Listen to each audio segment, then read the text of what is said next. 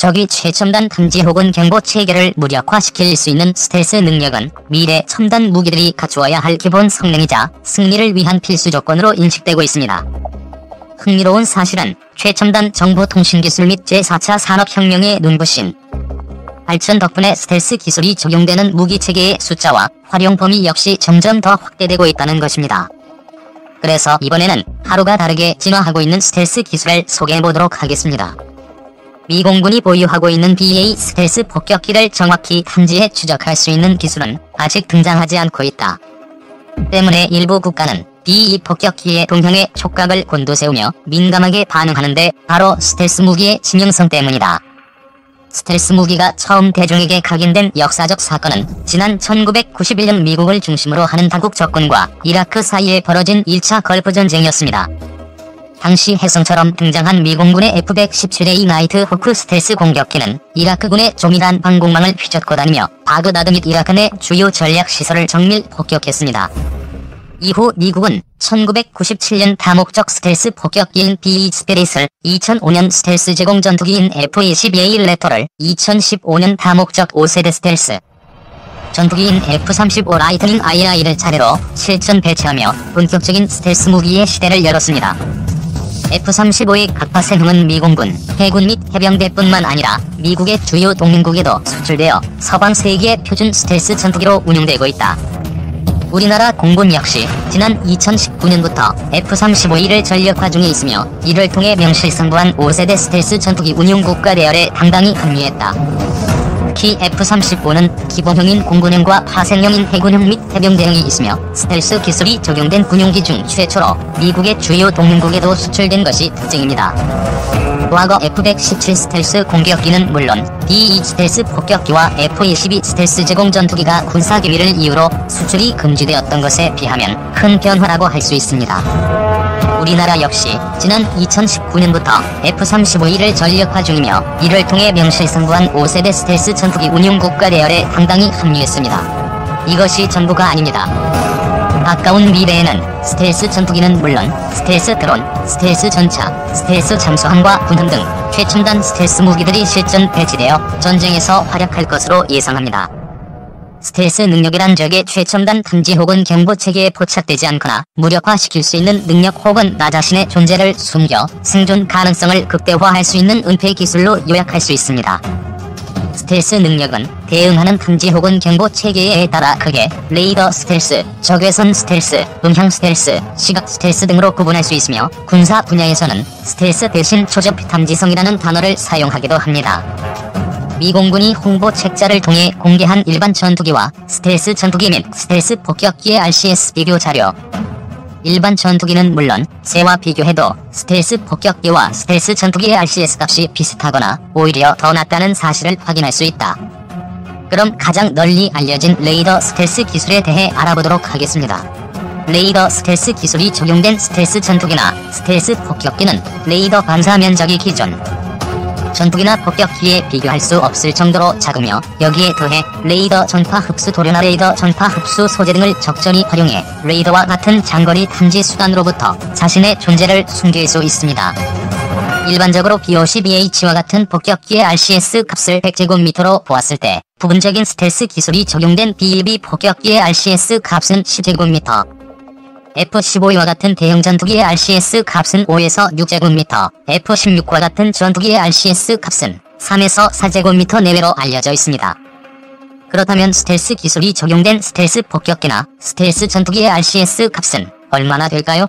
먼저 1차 걸프전에서 활약한 F-117A 나이트 호크 스텔스 공격기의 경우 RCS 값은 0.003제곱미터이며 B-2 스텔스 폭격기의 RCS 값은 0.75에서 5제곱미터, F-22 스텔스 전투기의 RCS 값은 0.001제곱미터, F-35E 스텔스 전투기의 RCS 값은 0.005제곱미터 수준으로 알려져 있습니다.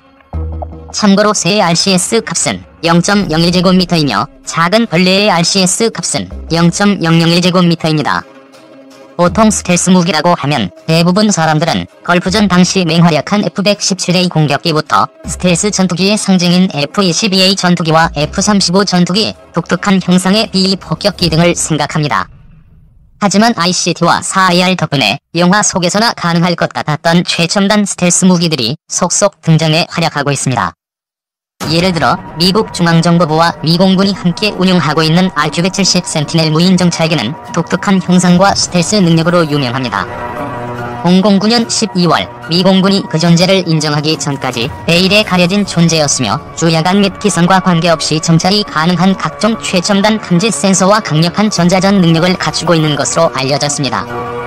현재 미국 보잉사가 호주 공군과 함께 개발 중인 로얄 윙맨 스텔스 무인 전투 체계는 인공지능을 바탕으로 단독 혹은 한편 스텔스 무인 전투기의 개발도 활발히 진행되고 있습니다.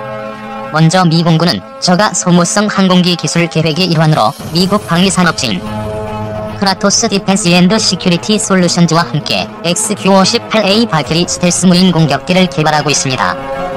현재 무인 공격기로 활약하고 있는 MQ-1 프레데터나 MQ-9 리퍼보다 더 적대적인 작전 환경에서 임무를 수행하는 것이 목표입니다. 미국 보잉사 역시 호주 공군과 함께 인공지능을 갖춘 스텔스 무인 공격기를 개발하고 있습니다.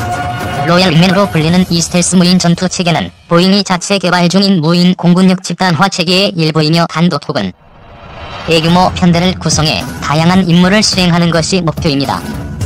이 스텔스 전투함과 잠수함, 하늘에 스텔스 전투기와 스텔스 폭격기, 스텔스 무인 정찰기와 무인 공격기가 있다면 바다에는 스텔스 군함과 같은 다양한 스텔스 수상 수중 무기들이 활약하고 있습니다.